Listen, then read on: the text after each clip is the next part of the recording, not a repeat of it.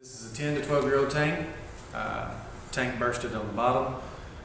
The cause of that would be sediment buildup, hard water particles actually attacking the tank. Now what happens is you have a steel inner tank that is lined on the inside with glass.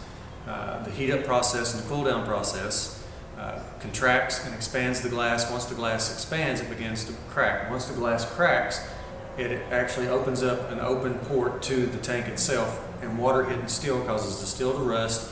Eventually the tank will give out and burst because of that. What we're going to do is we're going to cut it open, and we're going to give you a view of what actually happens in a tank once it sets with the heat up process and the cool down process, and show you a little bit of the sediment that you can accumulate. And this sediment actually disperses into your hot side of the house, so which means when you take a shower you actually get some of these hard particles with it.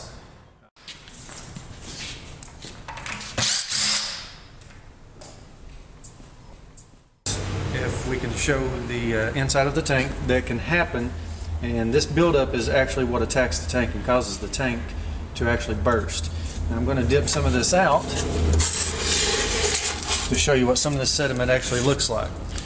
And this is just hard water particles building up over time inside of the hot water heater itself. And the only way to really